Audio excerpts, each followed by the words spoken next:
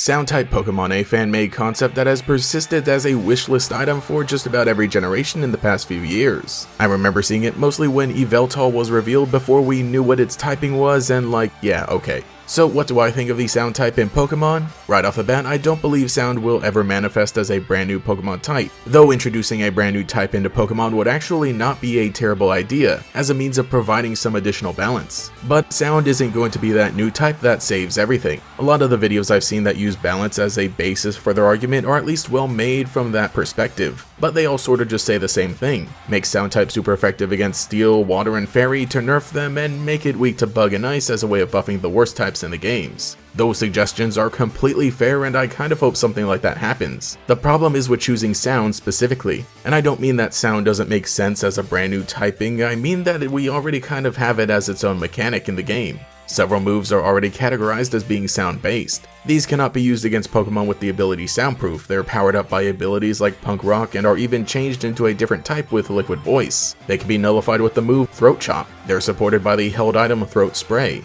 Sound-based moves can even hit a Pokemon through Substitute. I know that might not seem like a whole bit, but it still shows that Game Freak wants to treat this property as its own thing outside of typing. Sword and Shield gave us some of these new interactions, and it made sense because one of the most predominant Pokemon they introduced was very sound-based. If you ask me, Generation 8 was the last chance to commit to making sound its own type if they were going to do it at all. The first and best chance was Generation 3 with the introduction of Whismur, Loudred, and Exploud. But since then we've gotten to the point where sound has become an element that complements typing. We see this in the conundrum presented when it comes to proposing which Pokemon should have their typing changed. Hypothetically, normal Pokemon could have sound become their new typing, and other Pokemon could easily have it added as their secondary. But what about dual type Pokemon that perfectly embody both of their types they already have, but oh look, it's obviously a sound Pokemon?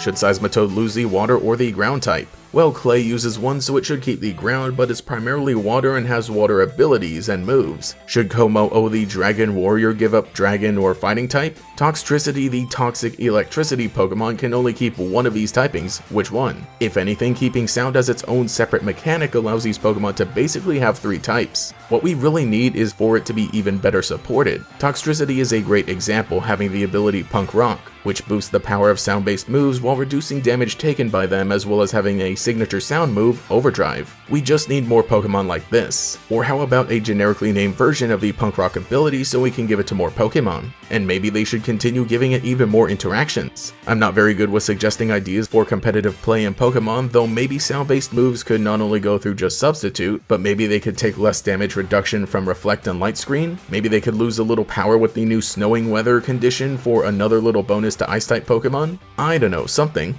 Continuing to build upon this mechanic even allows Pokemon of several existing types to gain some other kind of utility. A big issue often brought up with implementing a sound type is whether the move Bug Buzz should be changed. While it is a sound-based move which are often suggested to be changed to sound type, it is also one of the best things that Bug type has going for it. Adding more to what sound can do would keep moves like these with the Pokemon that they should be with. Why is it that to create something new, we suggest taking things away? Making Boomburst and Hyper Voice sound type gets rid of strong special normal moves. Do Sparkling Aria and Torch Song get a pass just because they're the signature moves of starter Pokemon? Does Eerie Spell get the same preference? And if these go unchanged, are we just going to remove sound as a mechanic in general? Wouldn't it be redundant to have a sound mechanic and a sound type? If Torch Song, Sparkling Aria, Eerie Spell, and Bug Buzz keep their typings, but lose the sound mechanic, would they now be able to hit through Soundproof and be unaffected by Throat Chop? When it comes to the details like this, please tell me what the pitch is and the reasoning I am failing to understand. Because when it comes to moves like these, if we choose not to adapt them into a new sound type that would hypothetically replace the sound mechanic, then what even becomes the point of choosing to adapt sound as a typing specifically?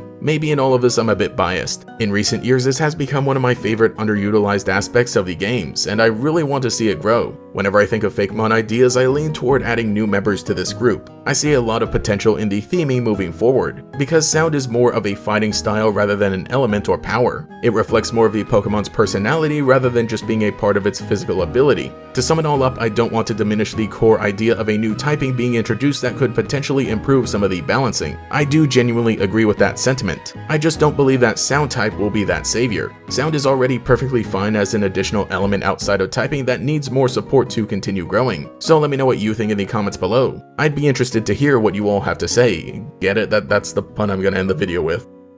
Thank you to every channel member for your continued support, especially the Great Gators, Cheeseburger Lasers, Justin R, Cosmo Zero, Lil Swiss, Meme Supreme, Mochizuki Yoru, Nomad Nobi, Phantom, Quago, Taishirai, Volity, and Pastel Blood. If you would like to support, get your name shouted out here as well as access to emotes for comments, live streams, and sometimes early videos, you can become a channel member today. You can also follow me on Twitter as well for more memes. Anyway, this has been GatorX. I'll catch you all later.